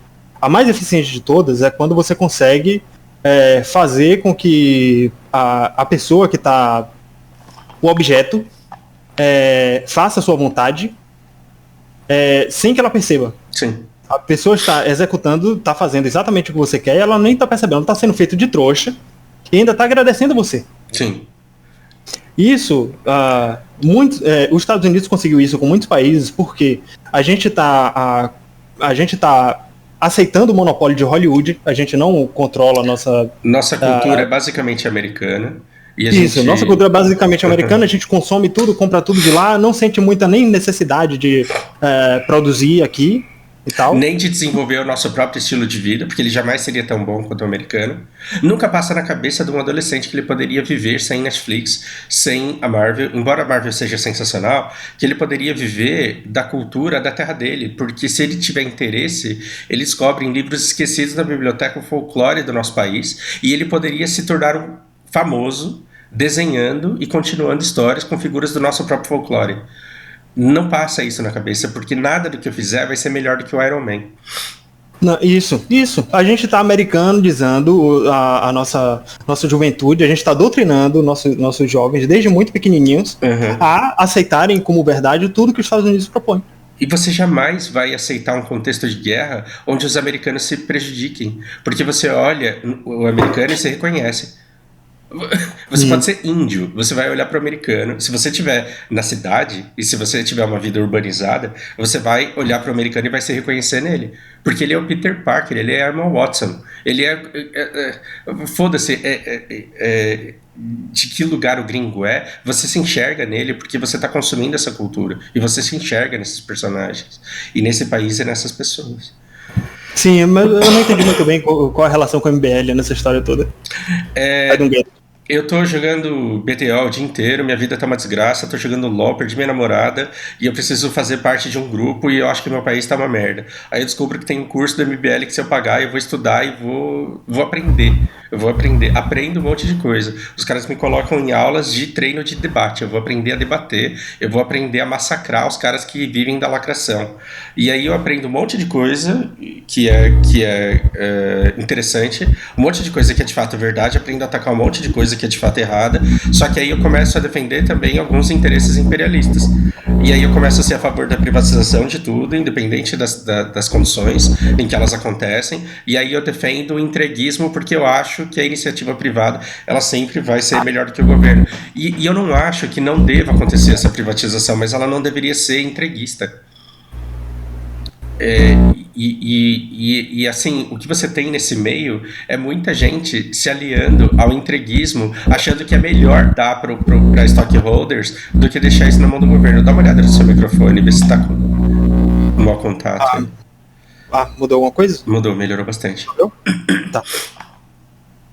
Não sei quanto isso faz sentido para você, mas é muito interessante para mim o quanto todas as defesas discretas do MBL entregam quais podem ser os reais, as reais intenções da existência do partido em si. Então, de onde que ele está vindo? Como começou? Quem financia?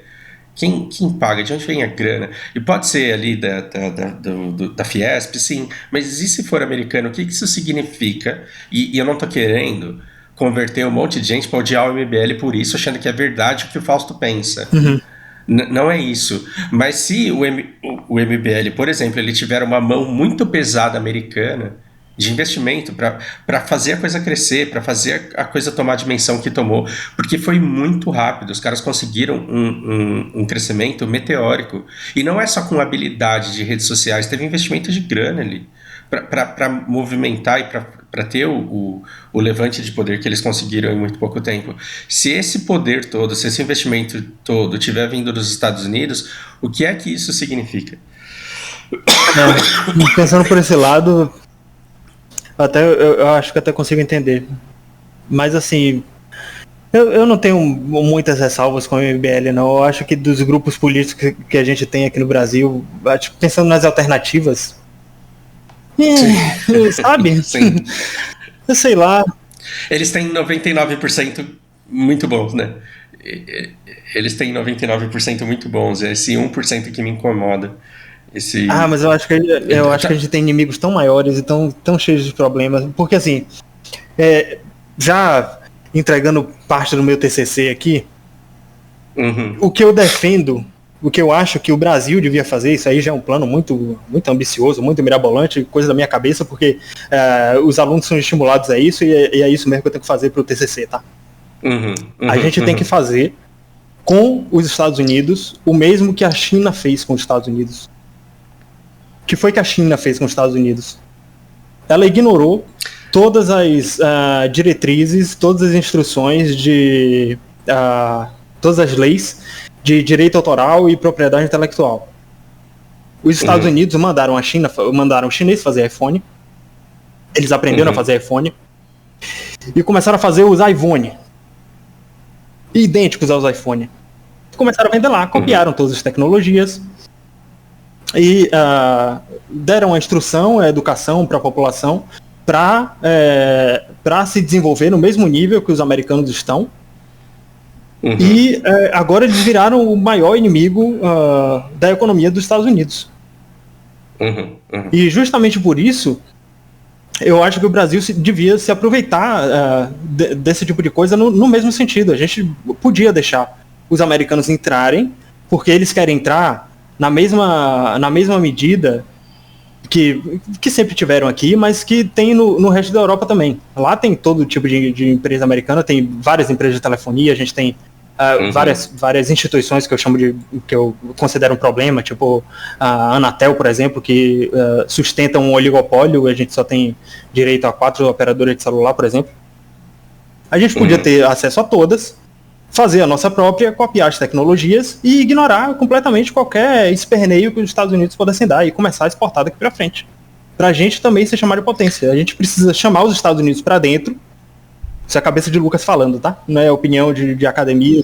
Não, isso pra mim é claro e completamente correto. Só que aí vou eu enxergar essa mão invisível de novo. E aí eu me pergunto, quem é que manda no nosso Congresso? Que tem bancada da Bíblia, da Bala e do Agro. Aí é que tá. Pra mim pouco importa. Pouco importa. Porque quem foi que copiou as tecnologias lá da China não foi o governo chinês, não. Não foi o governo chinês que mandou copiar. O governo chinês tem uma cultura completamente diferente no que diz respeito à propriedade intelectual, direitos do autoral e tal. Eles não se importam de você copiar, fazer idêntico. Se você fizer melhor, ótimo. Certo? Concorrência entre as empresas de lá sempre foi assim. Então, quando chegou uma americana, vocês vão entrar aqui do mesmo jeito que a gente compete. Vocês vão competir do nosso jeito. Se vocês quiserem fazer uma coisa melhor que o nosso... muita tecnologia japonesa. Beleza. Não foi só americana, não. Eles chuparam toda a tecnologia japonesa. Sim, sim. E hoje fazem melhor e vendem mais barato. Hoje, com o salário que você ganha na Panasonic, você não consegue comprar uma TV da Panasonic, mas compra uma chinesa. e é isso. E é basicamente isso. Seria maravilhoso que a gente fizesse. Eu só não. Mas quais são as políticas que seriam necessárias para que essas empresas começassem a abrir aqui? Esse é o ponto. Eu acho que tem que ter uma pressão popular muito grande em cima do Congresso, uma coisa que a gente não tem educação para fazer. Mas aí é que tá. Posso estar subestimando o nosso próprio povo. Sim, né? o nosso Congresso tem ele tem a mentalidade de seguir as instruções que os Estados Unidos impõem. Eles têm muito medo de sanção. Acho que a gente não tem que ter medo de sanção, porque sanção não empobrece um país desse jeito. Ninguém vai aplicar uma sanção do nível que o Putin está aplicando aqui, por causa de cópia de direito autoral. Eles iam subestimar a gente do mesmo jeito que subestimaram os chineses. Porque tem muito poucos acadêmicos nos Estados Unidos hoje falando isso que eu estou falando aqui. E tem menos ainda políticos americanos dando atenção. Então, o espaço está aí. A gente está livre para fazer isso, para repetir o processo que a China fez, e a gente só precisa das cabeças para executar o plano maligno de dominação mundial do Brasil. Entendeu? Cara, a nossa mão de obra, ela é espetacular, cara. Sim, isso também. Os chineses tinham uma mão de obra muito pior que a nossa. Eu trabalhava com empreiteira. E aí, assim, o funcionário mais lucrativo era o brasileiro, porque e ele era o que mais recebia também. Mas, assim, era de uma proporção de... Eu conseguia cobrar 2.500 a hora do trabalho de um brasileiro, e de um filipino a gente conseguia cobrar 1.200. Então, assim, era questão de mais de dobro. Mais que o dobro.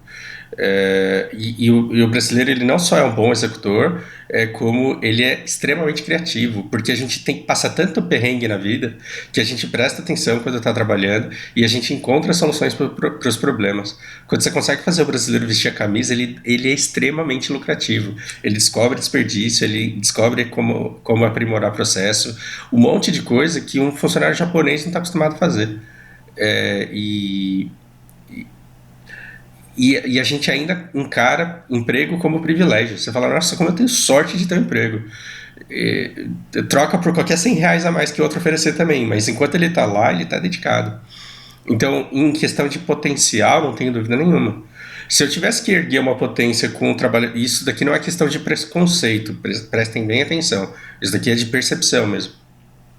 Se eu tivesse que fazer uma potência de trabalho com funcionários peruanos, eu não sei, cara, eu nem tentaria. Porque é muito difícil você fazer com que um peruano seja tão produtivo e tão engajado e tão criativo e tão inteligente quanto um brasileiro é.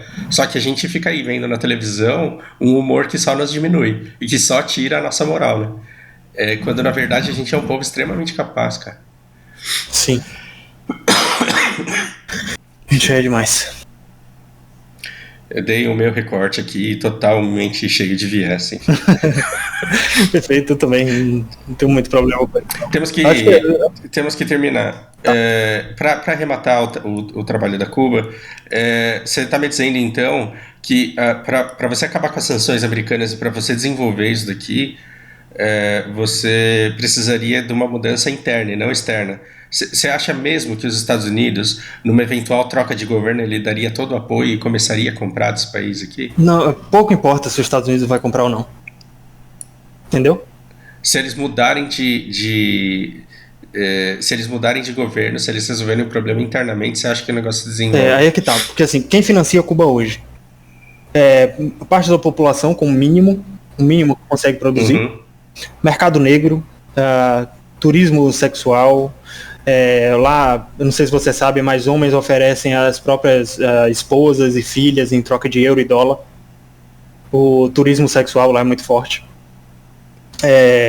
Cubano fora de Cuba que não consegue retirar suas famílias, aí fica mandando dinheiro para Cuba e 80%, 90% vai para o governo. O que mais? Tem a parte dos Estados Unidos, que eu mencionei. Tem o próprio turismo, muita gente os entusiastas ideológicos de toda a parte do mundo vão fazer turismo em Cuba, aí vem os hotéis funcionando com papel higiênico e tudo, e acham que Cuba não é pobre porque vem essa parte. Assim, é igual a Coreia do Norte, né? Quando você visita o centro ali, você fala, nossa, o país ele tem tudo que precisa, mas tem tudo que precisa só naquele pedacinho ali que você tá vendo. E aí acha que Cuba é aquela maravilha na ilha inteira, e dá pra ver quantas cidades tem aí, não é só Havana. E aí tem outros países alinhados ideologicamente, né? Vários partidos, inclusive do Brasil, mandam dinheiro para lá. E eu não sei, agora eu não sei dizer proporção, né?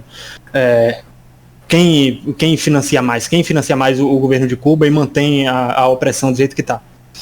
Eu acho que para a gente começar a conversar e resolver algum problema de Cuba, a gente tem que colocar alguém menos maluco lá no governo para fazer as reformas necessárias para abrir comércio, para deixar que as pessoas executem o que elas aprenderam com a vida. E aí elas vão fazer alguma coisa competitiva para vender para fora. E não tem jeito. Assim, tem que roubar a tecnologia mesmo, tá? Os americanos funcionaram muito assim. É muita hipocrisia eles quererem impor isso para o mundo inteiro, não permitir que ninguém copie nada. E eles funcionaram muito assim. Eles deram as armas para os chineses e nem perceberam. E também conseguiram a liberdade econômica e a produtividade e competitividade deles nessa forma. E, assim, eu vou também pela experiência internacional.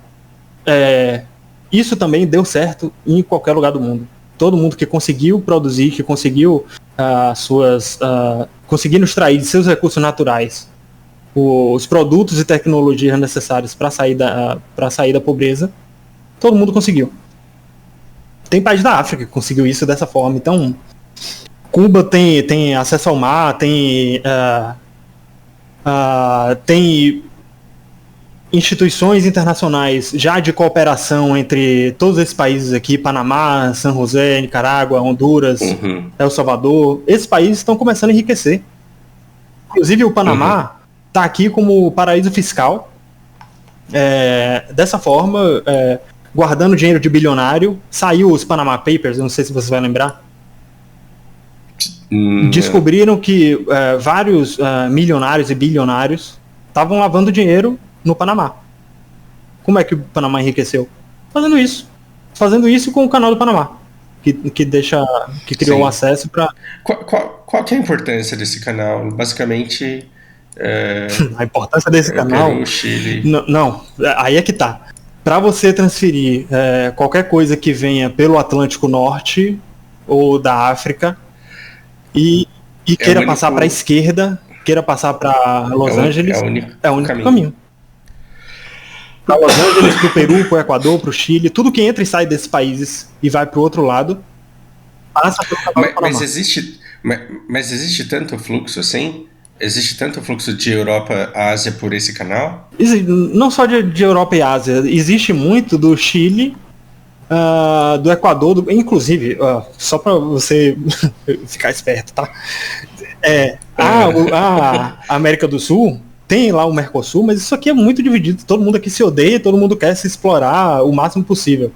A Bolívia não tem saída para o mar. Todo mundo tentou matar a Bolívia em algum ponto. O Paraguai é a mesma coisa.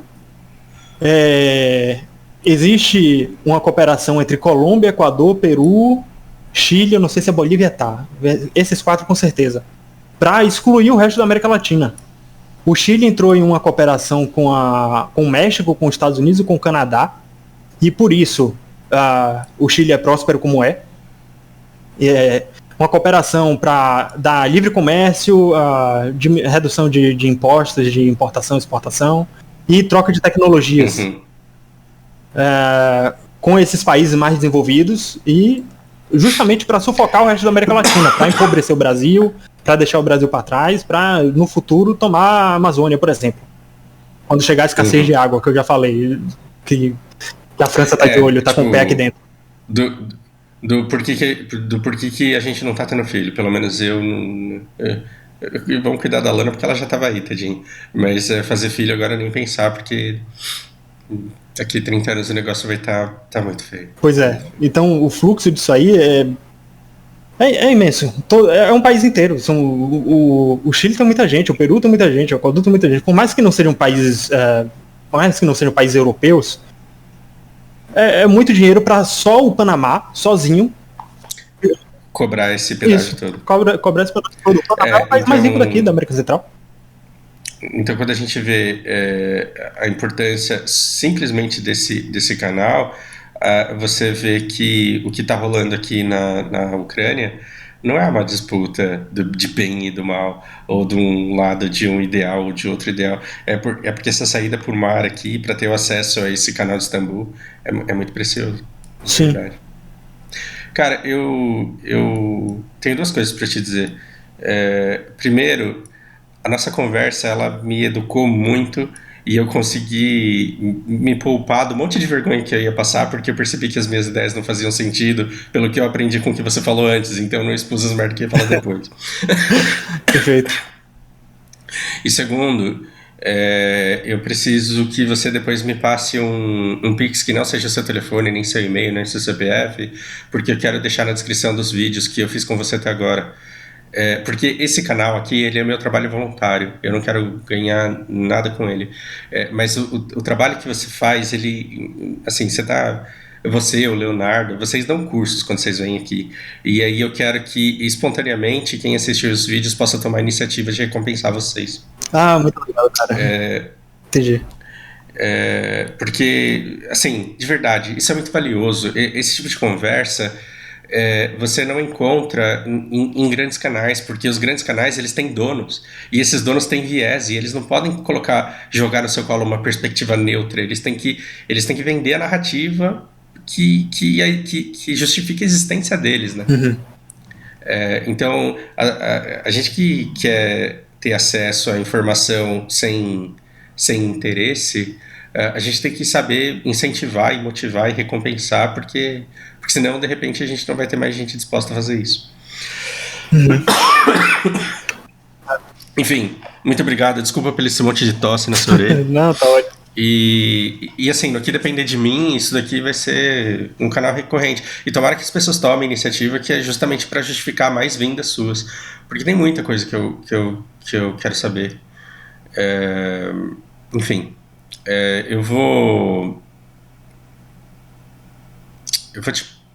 eu acho que a próxima conversa que eu quero te convidar para fazer já é justamente sobre a água. Você pode vir aqui falar um pouco sobre a água e a falta que vai fazer, e o impacto do agro de hoje, né, e da nossa soja de hoje, do nosso gado de hoje, no nosso futuro. Eu acho que isso seria um bom ponto. Não sei se você consegue pensar numa pauta melhor do que essa para a próxima conversa. Legal. Cara, pra água, porque a água é próximo ao petróleo, né?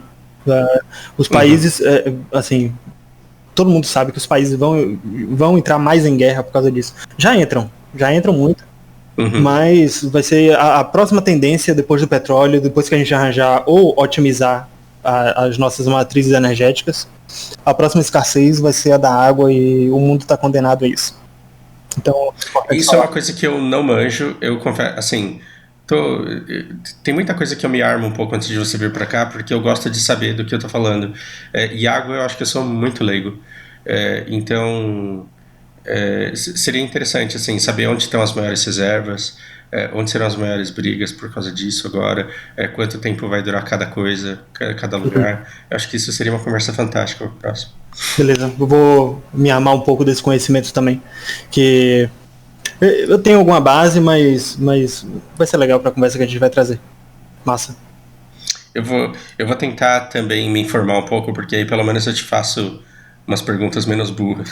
Não, que nada. É bom você fazer o tipo de pergunta que a pessoa que tá assistindo tá esperando também. Então, ser desconfiado do MBL, desconfiar, sei lá. Todo mundo que atrás é bom perguntar também. Porque assim, a gente aqui na academia, na Torre de Marfim, não conversa com essas pessoas e acha que essa dúvida não existe, sabe? Tem uma coisa que eu digo, que eu acho que eu não tenho vergonha nenhuma de falar besteira. Eu acho que a nossa melhor versão ela tem que estar no futuro, e eu assumo todas as besteiras que eu falei por falta de conhecimento. Então talvez um dia eu venha até me retratar, né? E falar, olha, eu peguei muito no pé dos caras e várias vezes insinuei coisas que não são verdade. Talvez, eu não tenho problema nenhum com isso. Mas é interessante o quanto você vai... Quanto mais luz você joga, menos espaço para conspiracionismo sobra. Essa que é a verdade. Mais simples a coisa fica quando você enxerga melhor. Enfim.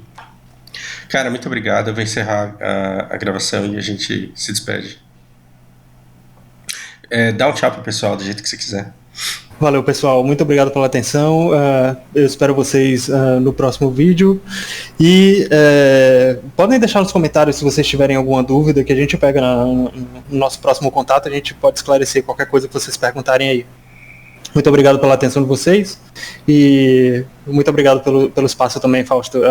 Nossas conversas são muito, muito produtivas e eu sinto que eu estou crescendo também como ser humano e como profissional, podendo espalhar no máximo de canais possíveis o conhecimento que eu tenho, que eu construí na faculdade. Obrigado. Que legal, fantástico.